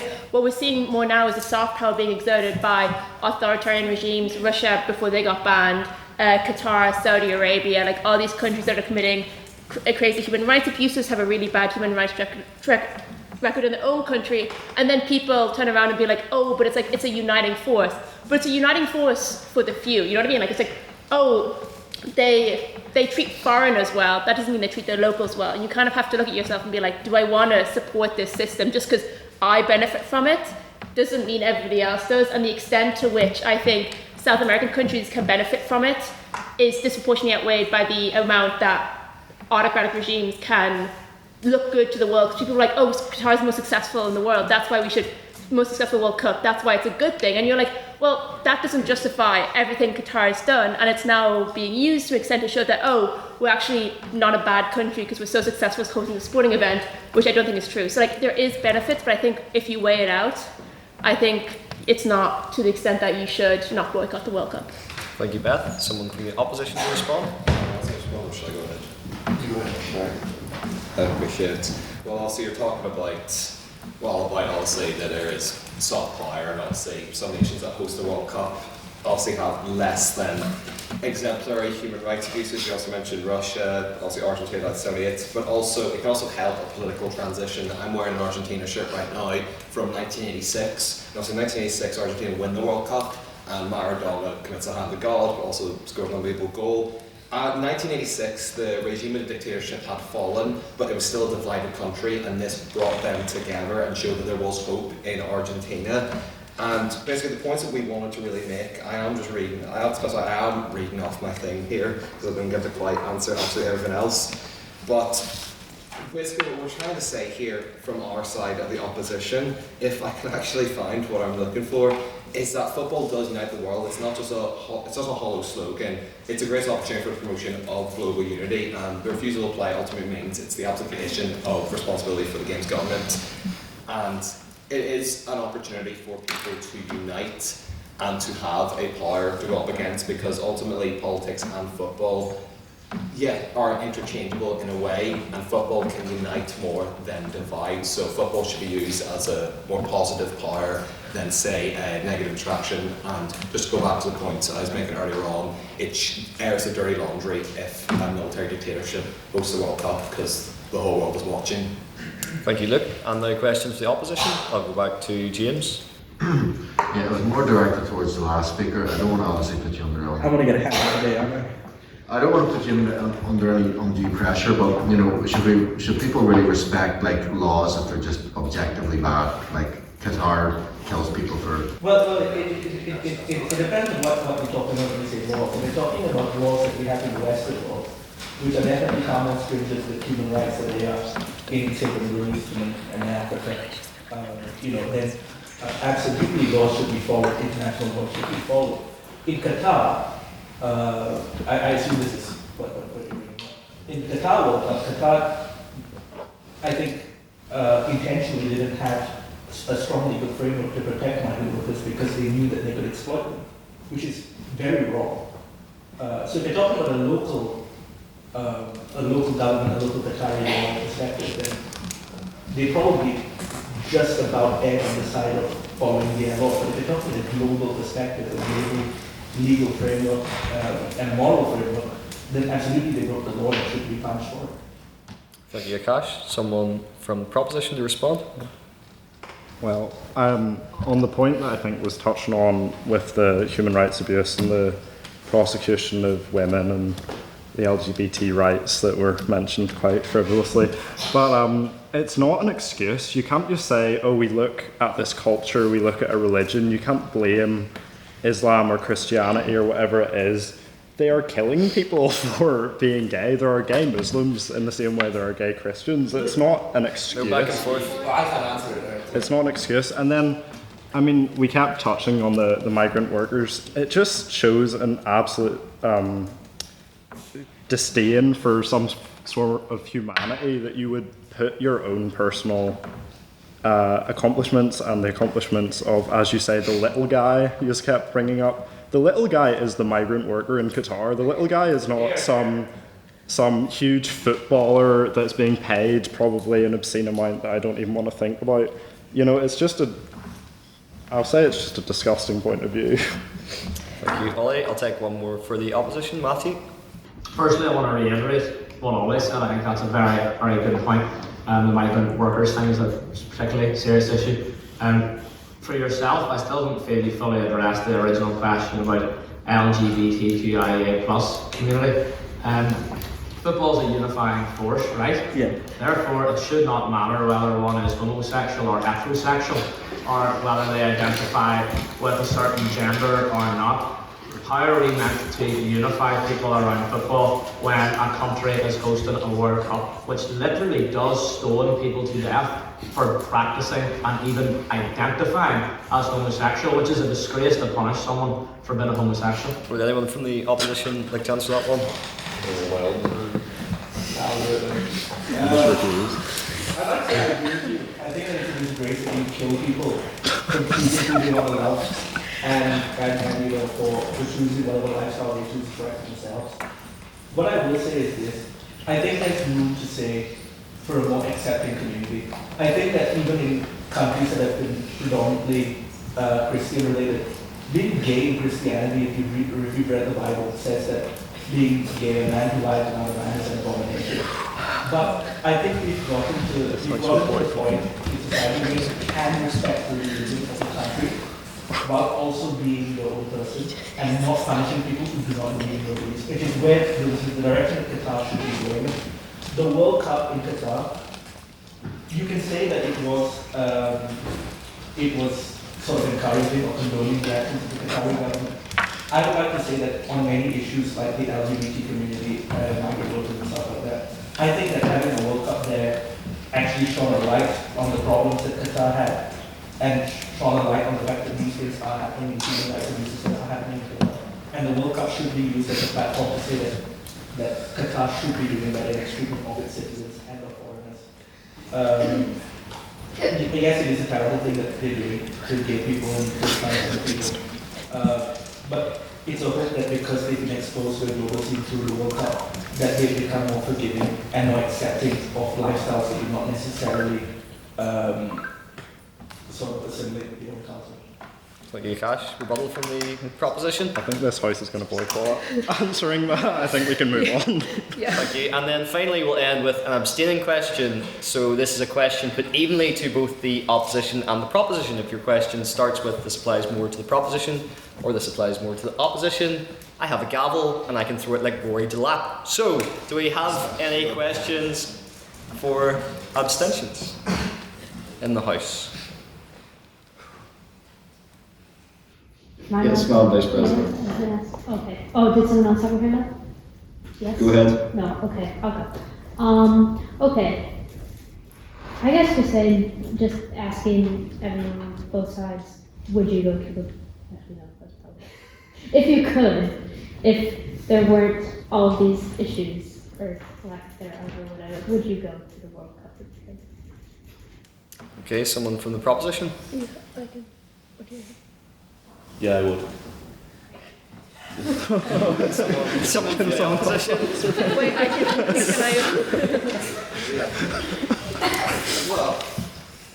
Well, so we're not having best speak. Okay. But like, I'll answer that for you. So yes, obviously, I would go to the World Cup. And really, your point being, if there wasn't all those problems, it's never perfect. Go back and forth. It's never perfect. We're not arguing that the World Cup is a perfect organisation. We did address that, yes, FIFA are a corrupt organisation and there is technical problems, obviously.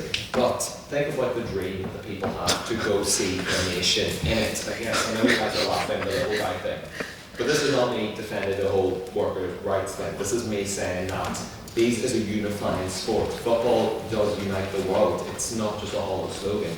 It is a meaningful impact. It's the greatest promotion of global unity. It is the biggest sporting event of all time. And so while the opposition are saying, we're the opposition, this is the proposition right here. When the proposition are saying we should boycott the World Cup, what they're saying is that they want to abdicate responsibility for the games governments in shaping global policy. Akash touched on, this is not one of his controversial points, he touched on how the World Cup actually, FIFA does fund local sports teams all across the world, particularly in underdeveloped nations. So FIFA does also do a lot of work, and football is a unifying sport for people that are overlooked in other nations. So yes, while we can point out the many problems, we ultimately have to address that football is single-handedly, if I'm just to put into words, I'm only looking down because I didn't get for my full speech, I'm hoping for one last quote, but football is the most unifying sport, the most unifying thing in the whole world. It goes past barriers, goes past boundaries. And would I go to it? Of course I would. Am I going to go to it? No. I'm pretty sure tickets are all gone already, and it all depends if Ireland make it or not. If not, I'll just support from home. They think it's all over. It is now, and it's time for the vote on speakerability. So just to remind you all, this is not which side you personally agree with the most. This is the side you thought spoke the best on the metrics of presentation, rhetoric, argument, teamwork, and engagement. So if you would like to vote for the proposition for the vote on speakerability, please raise your hands now.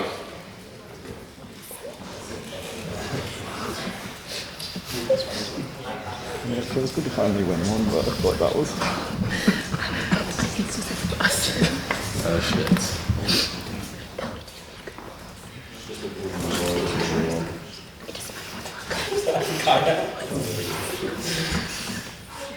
Yes. And can I have all those who'd like to vote for the opposition for the vote on speakerability to raise their hands now, please?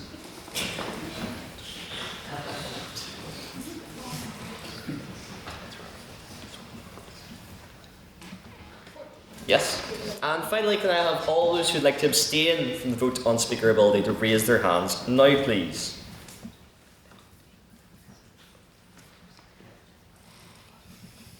It's 5. Madam Vice President, can I have the results from the vote on speaker ability, please? Yes, with 40 votes for the proposition, 14 votes for the opposition, and 5 abstentions, the proposition wins and votes.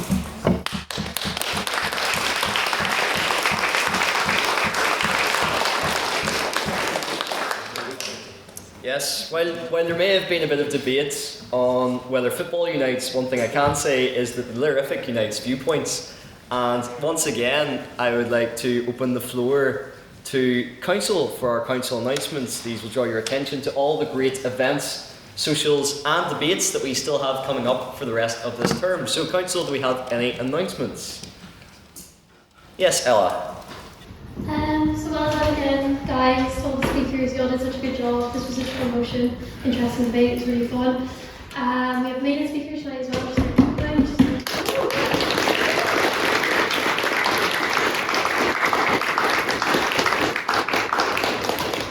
We will get into a higher number, guys.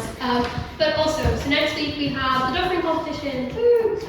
So this is our competition. If you're confused about what our Dufferin competition is, it's like a BP competition, but it's not like you're not going to be thrown into what you were thrown into the Queen's IP. It'll be like BP, but not that BP. It will be that you are rewarded slightly for rhetoric, so don't worry, it's not that you're going to be put up for only to do argumentation. If people don't know what BP is, it's British parliamentary style debate, but the biggest crucial difference is you get the motion 15 minutes before the debate starts. It's really interesting to debate. I found it really scary last year and someone forced me to do it, and I actually had a lot of fun. So even if you think that something's really scary and you can't do it, do it. And if you go to our BP spars, you better sign up. Have I made the form yet? No, and I'm sorry for that, that's me being lazy. I will make the form tonight and likely put it in the WhatsApp tonight. I'm going to the library straight after this, and that's when I'll make the form. Our pre-round will be on Tuesday, so the pre-round, especially if you're slightly nervous, just show up for the pre-round, because it's not that you're going to have to like stand up here in front of everyone, all these people with a motion 15 minutes beforehand. It's good and it's nice. May do you like the question or yeah? Is it individual or is it in partnership? It's in teams. Oh, thank you for writing that. So it's in teams. So the same way if anyone did Irish Times or BP Spars, it's in teams. So you need to find a teammate. If you can't find a teammate, that is fine. I couldn't find a teammate last year. Me and Harry got partnered up, which was fun. Very different vibes, but it was fun. So if you can't find a teammate, just sign up to the form anyway. If you do have a teammate, sign up on the form. But make sure you agree with your teammate beforehand. I've had things sometimes where someone signs up with another person, the other person had no clue they were signed up. So communicate with your teammate with that. If you can't, I'll have an option on the form whether you have a teammate or not, and I'll find you one. I'll be a bit of a matchmaker. But yeah, please sign up for Dufferin. It'll be so fun. If you get the Dufferin medal and the Dufferin trophy is the trophy. What you take? Yeah, trophy. Yeah, okay, perfect. So there'll be an award for the best individual speaker on the night, and there'll be an award for the best team on the night. It's really, really fun. You do, obviously I can't tell you guys the motion, and you'll find a promotion for the Tuesday pre-round at Tuesday 15 minutes beforehand. Especially anyone that goes to Henry's BP Spars, you can't ghost me about Dufferin, because if you're showing up for him, you have to show up for me. And if you went to any IBs this year, you have to go to Dufferin. This is such a big deal for us, and it's the first year that we've had an IB and on Dufferin, so it'd be really nice to kind of continue the BP journey. But yeah, that's me.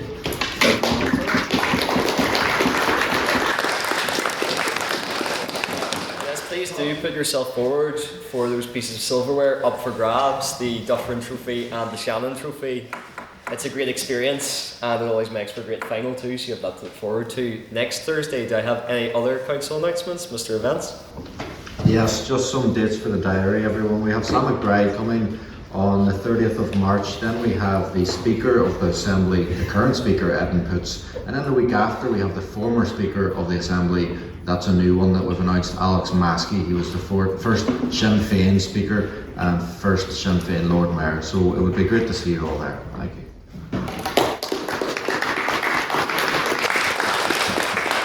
Thank you, museums, please make sure to join us on those events, and can I direct your attention to the QR code there to keep you posted with all the events, socials and debates we have coming up. Madam Vice President.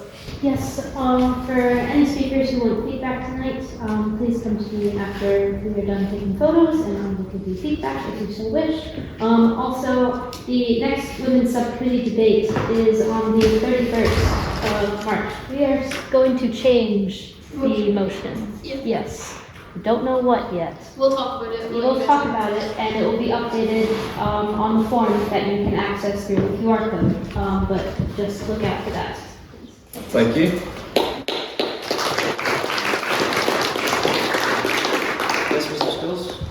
Just in relation to outreach, we do offer associate membership as well, just a wee reminder. So if you have any brothers or sisters or friends or whatever who are in secondary school in upper, lower, sixth, and they're 18 years of age, they are able to purchase associate membership as well and come along to the debates. That was a popular question after our recent schools competition. So if you know anyone that's interested about that, just post them to our Instagram page and you can come to the link. And if they're 18 years of age and they're still in secondary school, they're more than welcome to come along here on a Thursday night, partake in debates and buy associate membership. So do encourage that if you know anyone who would be interested in that. Thank you. Thank you.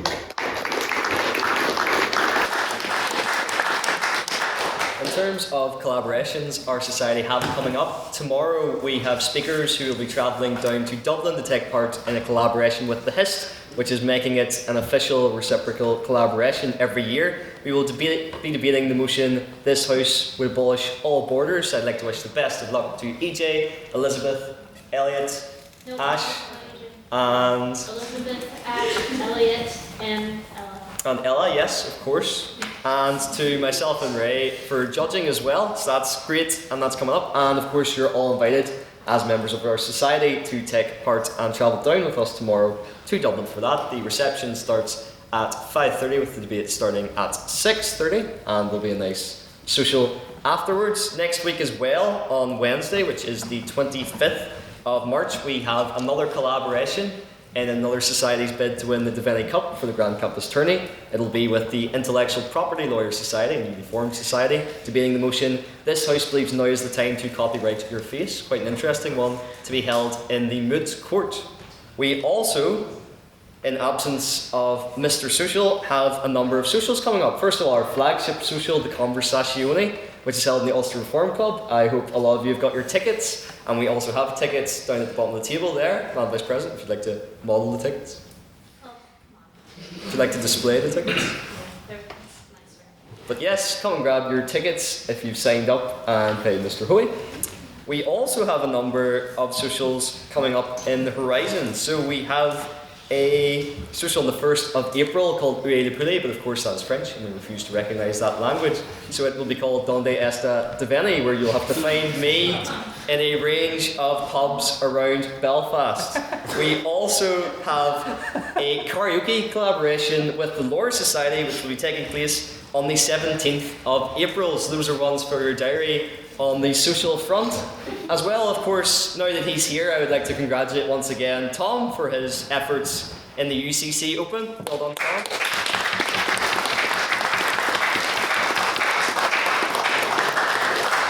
And I would also like to wish Beth and Luke the best of luck when they travel to St Andrews to take part in their IV in a team name which I love called Line 'em Up and Knock 'em Down. Best of luck to you.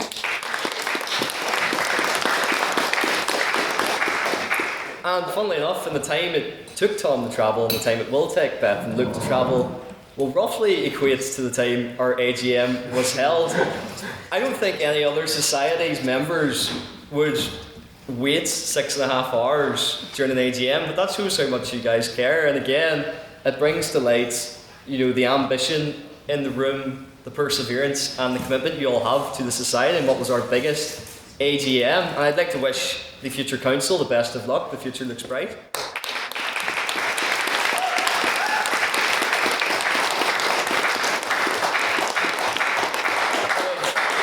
But of course, we still have 2 positions to fill on our council, which are events officer and vice president of the 178th session. So I'd now like to announce that you'll be hosting that EGM on the 9th of April. The deadline for nominations will be the 2nd of April, so please put yourself forward for those positions if you want to drive our society forward on these fronts like we have been doing this past year. And also we'll be taking amendments, the deadline for which is the 26th of March. And with that as well, we will be going to our usual libraries for some pints, because we are not just a debating society, we are very much a social society, and you're all more than welcome. And as always, I'd like to call speakers to the front, council behind the setup, and I'll see the rest of you in the libraries. I call this meeting adjourned.